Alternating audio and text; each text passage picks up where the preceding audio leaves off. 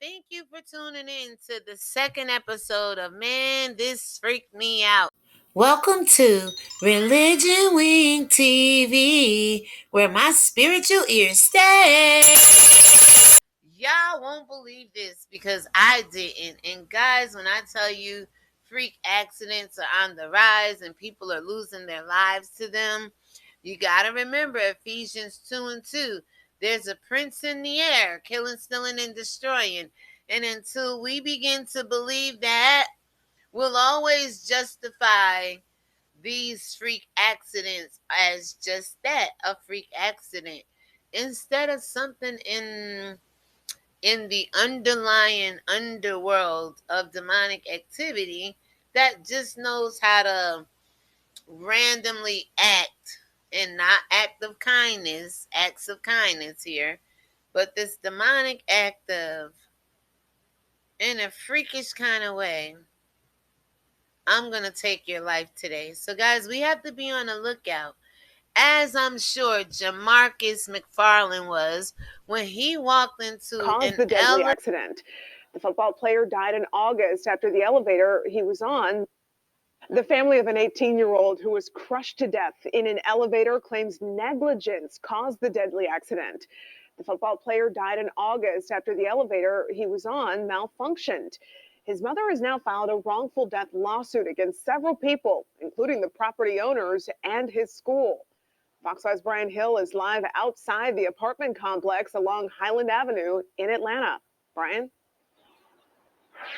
Well, attorneys say the defendants named in this lawsuit either knew or should have known about the dangerous conditions of that elevator. I got a chance to speak with some of those defendants, and they either had no comment or say they were not working at the apartment complex at the time of this incident, and some say they had not worked here in years. We believe JauMarcus's death and this accident was foreseeable and avoidable. On August 31st, 18-year-old JauMarcus McFarland died when the elevator he and other Champion Prep Academy football players were on got stuck. The elevator had stopped at the third floor, but when McFarland tried to get out, it fell, trapping and crushing him for almost an hour. It's the academy that kind of sets in motion the events that led to JauMarcus's death. This wrongful death lawsuit also named the Clayton County School. They failed to adequately inspect the property, to adequately warn JauMarcus and his family about how unsafe this place was, and failed to make sure they held the owners and managers accountable. The other defendants listed in the lawsuit are the property's owners, managers, and service companies who worked on the building's elevators in the past. This is at 444 Highland Apartments in Southeast Atlanta. The family has been through a lot, but not only because of the death of JauMarcus, but everything that they've had to deal with that have stemmed from his death. During their investigation, attorneys for McFarland's family tell us they uncovered a years-long history of the defendants failing to correct, repair, and maintain several aspects of the building, including the elevators. Our position is that had these elevator companies done reasonable, workmanlike inspections and repairs and maintenance to these elevators, they would have detected and repaired this elevator. The state insurance commissioner's office previously told Fox 5 that the building's elevator was a year past due for an inspection. However, the building's property manager claimed the elevator passed similar annual inspections and it was not due for another 5-year inspection until 2024. McFarland's family also filed a second lawsuit against the academy. We have reached out to the academy's lawyers, but have not heard back. The family is also still trying to get a criminal investigation on this situation as well. Stay with us for any updates as we get them. Live in Northeast Atlanta, Brian Hill, Fox 5 News. All right, Brian, thanks. Basically, here in the 444 Highland Avenue building on August 31st. He was caught between the third and second floors as it slowly descended, according to an Atlanta police report. Authorities originally said he died of cardiac arrest, but a death certificate provided by the family's attorneys lists the cause of death as crush traumatic asphyxia. The article I'm reading from was written December 9th, 2021 by Asia Simone Burns, the Atlanta Journal-Constitution. And basically, the family of an 18-year-old crushed to death by elevator sues apartment complex, the prep school who told him to go rent that apartment, and the elevator company and some other people, I do believe, but that's a start. Football player JauMarcus McFarland died in August, again on the 31st. For more than 3 months, the family of an 18-year-old football player who died in an elevator collapses in an Atlanta apartment complex has sought a remedy to the pain caused by his loss. Now, again, if you can get that money, get that money. If they wrongfully, at fault, get that money. But you guys got to remember with the GoFundMes and everything like that, I know we need help. Our community, has been asking for reparations and some kind of repayment for our sufferation here in America. But we have to remember, money cannot bring these people back. And until we learn that there's God and there's mammon, which is serving money, and I'm not saying that his mom, what's her name here again? I believe her last name is... So, JauMarcus McFarland, the 18-year-old teen, his mother's name is Jessica Moore, and she filed a complaint and named several parties, including Nazir Holdings, Sohana Properties, who owned the building, Velocity Elevator, and Alpha Elevator Services, who were hired to service the machine in question, the elevator in question, where reports are going to go on to say it was a year overdue, y'all, for maintenance. And they're going on to sue Miss Moore, is his mother, Champion Prep Academy, where McFarland was enrolled as a student athlete at this time of his death. Now, reports are going to go on and say that the school encouraged him to go there. So mom is trying to hold them responsible as well.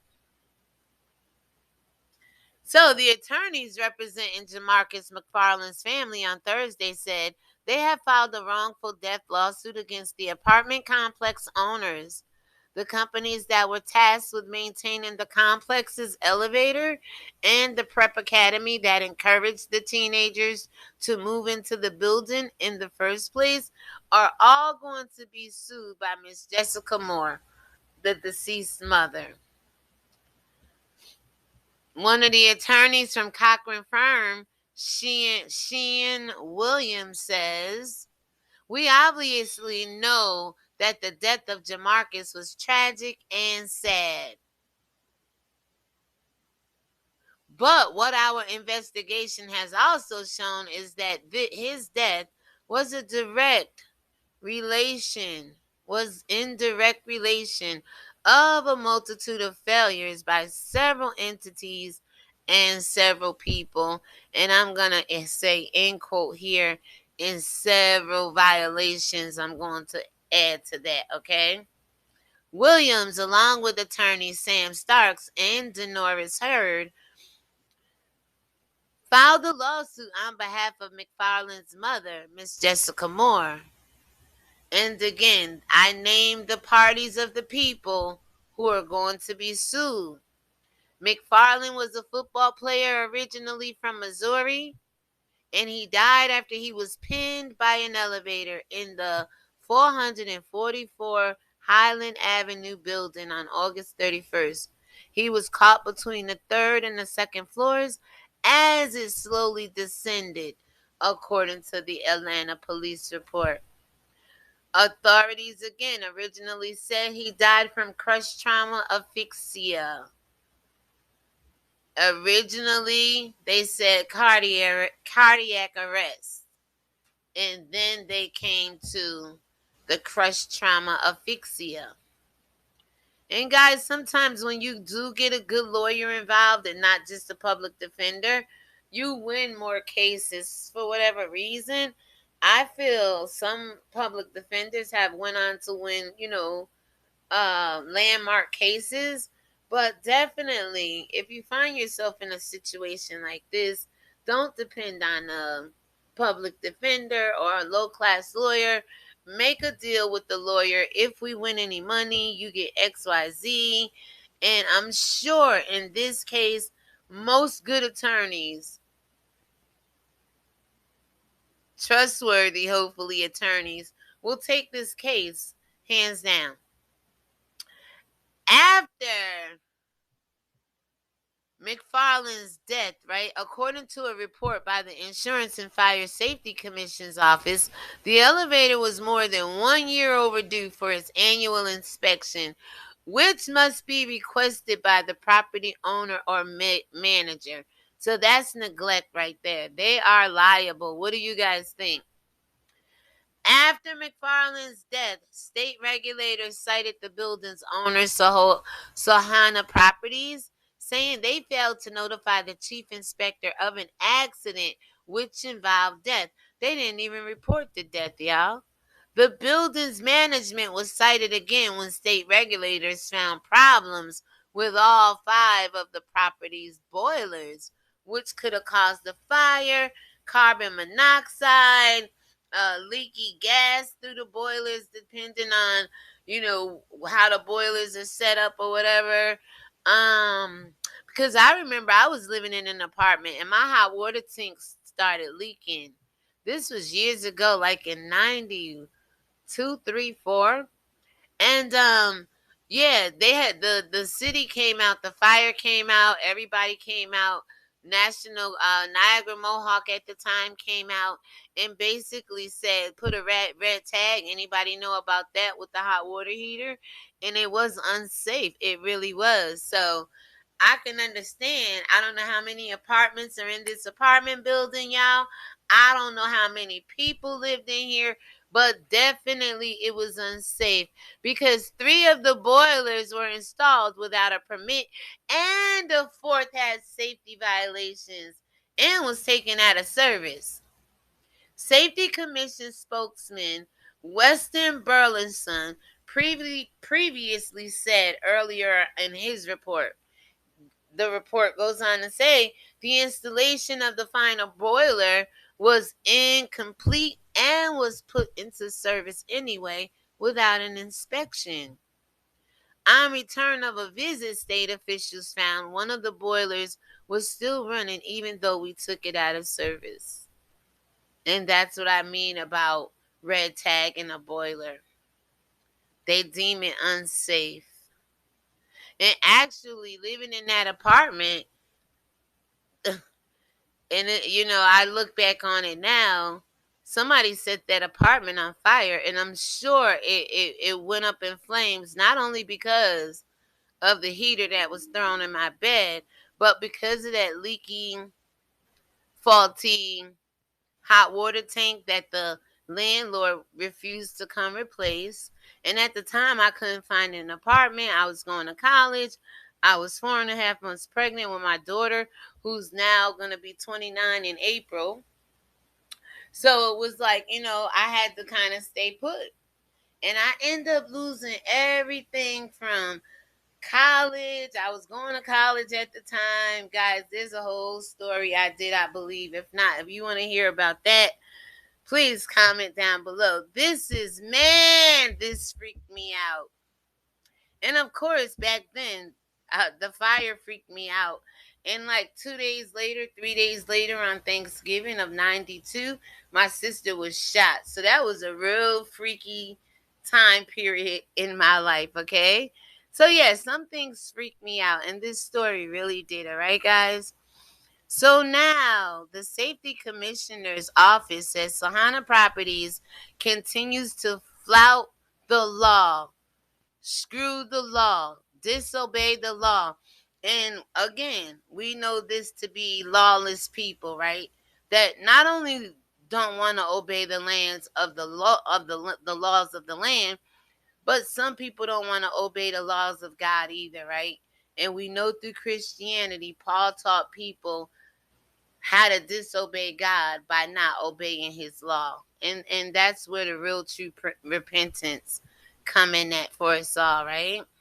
So I'm not sure where JauMarcus McFarland's faith was or his mother, but I know bad things happen to good people. And he seemed like he was a very young, nice kid, doing the right thing, going home or leaving home for the day, and unfortunately suffered the loss of his life due to a faulty elevator that had not been inspected or requested by the owners a year after the inspection was due, having faulty boilers and disrespect to the law and the safety commissioner's request for Sahana Properties, and all these other elevator people being named the ensued in this article, along with the prep school who basically sent him there. So, in the lawsuit filed Thursday, the attorneys for McFarland's family said the building owners were negligent in failing to take adequate measures to ensure their elevators were safe. And this would make anybody that do this liable. And this would make anybody that lose their life, family, able and eligible to go after these people who neglect to keep their property safe, to save life and not take it. They have the same duties and responsibilities to make sure that anybody who are using the elevators are safe, Williams said, and they did not comply with their standards regarding inspecting, repairing, and maintaining those elements, along with morality for human life, respect for having people pay their rent, living in their property with the tenant right to be safe. And there's a lot of other things we can throw in this lawsuit and just add on all the expense that they're going to have to pay out behind it, right? So the lawsuits also accuses Champion Prep, this is the school, of negligence, claiming it did not do its due diligence to make sure the building was safe before encouraging its students to move in. And that's kind of true. There may be some liability there because they referred them there. And again, if you're going to refer anybody out, take the time to research what you're getting into or what you're sending somebody else into. A lot of times you let your young adult, teenage children go off to college and you don't know what they're going off into. And a lot of times, most of these young adults don't make it back home. So instead, they failed to adequately inspect the apartment, to adequately warn JauMarcus and his family about how safe this place was, and failed to make sure they had the owners and managers or held them accountable for obvious dangers and dangerous conditions at this apartment complex. These failures, I will say to you, are the reason JauMarcus is not here. And that's the God's honest truth. And no matter how safe we are and how much we are watchful and sober and vigilant, prayerful, bad things happen to good, godly people at the end of the day. And there's a prince of the air, and his name is the adversary, whoever that want to be, and entities that have coming up against God and his kingdom in the land, killing, stealing, and destroy innocent life for no reason, as they did the Messiah, right? He had no sin, he did nothing wrong, and he lost his life anyway. And this entity has been doing it since the days of Christ, right? Sahana Management and Champion Prep were not available for comment. And I'm sure the elevator guys, we don't know. What do you think, guys? Let me know down below.